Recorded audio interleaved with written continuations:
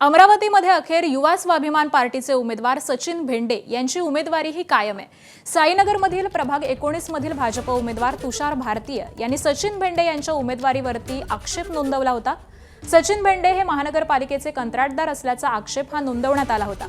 सचिन भेंडे यांनी युवा स्वाभिमान पार्टीकडून अधिकृत उमेदवारी प्रभाग क्रमांक 19D मधून दाखल केलेली आहे, तर त्याच प्रभागामधून भाजपचे नेते तुषार भारतीय यांनी सुद्धा उमेदवारी दाखल केली।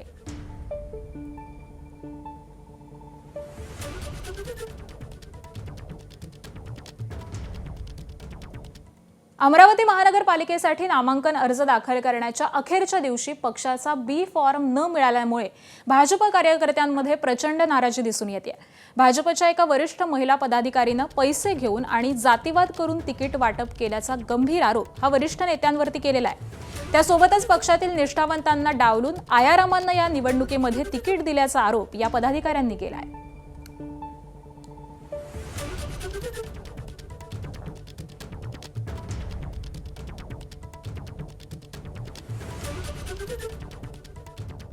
मी पक्षासाठी जे काही करत आहे ते माझ्या घरचं मी इतकं त्याग केलं आहे। माझ्या मुलांचं कधी अभ्यासाकडे त्यांचं लक्ष जात नाही। माझं कधी कधी माझे घरचे लोक उपाशी राहतात, त्यांच्यासाठी मी घर सोडून घरचं दार सोडून मी त्यांच्यासाठी राबले आहे।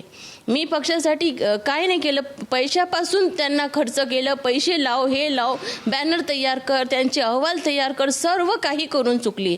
आणि त्यांना स्वतःला माहीत आहे की प्रभागात मी खूप चांगल्या प्रकारे जिंकून येऊ शकते। प्रत्येक ठिकाणी माझ्या महिलांचे ग्रुप तयार झालेले आहे, प्रत्येक ठिकाणी मी जाऊन आलेली आहे, तरी त्यांनी माझ्यासोबत असा केला, अन्याय केला। पक्षाने माझा विचार न करता उमेदवारीसाठी अशा व्यक्तीचा उमेदवारीचा विचार केला की जो व्यक्ती वारंवार पक्ष बदलतो, दरवर्षी भाजपला तिकीट मागतो, दरवेळेस दर निवडणुकीमध्ये भाजपला उमेदवारी मागतो, परंतु भाजपने उमेदवारी दिली नाही तर मग दुसऱ्या पक्षातून लढतो। अशा व्यक्तीला उमेदवारी देऊन माझ्यासारख्या एकनिष्ठ कार्यकर्त्याला पक्षाने उमेदवारी नाकारली आहे। याचं कारण पक्षाच्या नेतृत्वाला मी मागणारच आहे, विचारणारच आहे की माझ्या एकनिष्ठतेत काम करण्यात काय कमी राहिली। अपक्ष मी अर्ज दाखल केलेला आहे आणि मी ओबीसी अ गटातून प्रभाग क्रमांक 13 मधून उमेदवारी अपक्ष लढणार आहे।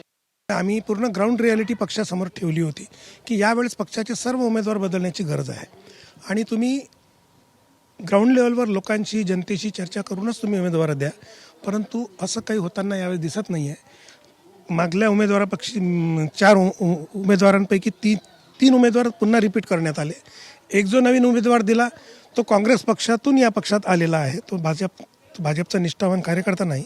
अशा माणसाला तिकीट देण्यात आलेलं आहे आणि पक्षाचे निष्ठावान लोकांना डावलण्यात आलेलं आहे। एबीपी माझा, उघडा डोळे बघा नीट।